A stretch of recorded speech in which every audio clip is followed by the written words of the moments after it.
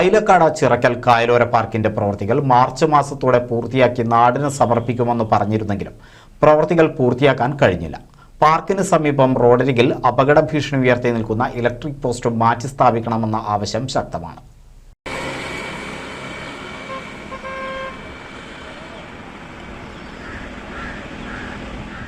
ഐലക്കാട് പ്രദേശത്തിന്റെ ടൂറിസം മേഖലയ്ക്ക് ശക്തി പകരുന്ന പാർക്കാണ് ചിറക്കൽ കായലോരത്തോട് ചേർന്ന് നിർമ്മാണം പുരോഗമിക്കുന്നത്.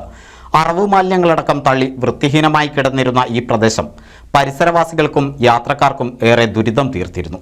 ഈ സാഹചര്യത്തിലാണ് അർബൻ മിഷന്റെ ഫണ്ടിൽ നിന്നും 69 ലക്ഷവും MLA ഫണ്ടിൽ നിന്ന് 15 ലക്ഷവും വകയിരുത്തി കായലോര പാർക്ക് എന്ന പദ്ധതി വിഭാവനം ചെയ്തത്. സർക്കാർ ഏജൻസിയായ വാപ്കോസ് ആണ് പ്രവൃത്തികൾ നടത്തുന്നത്. മാർച്ച് മാസത്തോടെ പ്രവൃത്തികൾ പൂർത്തിയാക്കി നാടിന് സമർപ്പിക്കാൻ കഴിയുമെന്ന വിശ്വാസത്തിലായിരുന്നു അധികൃതർ.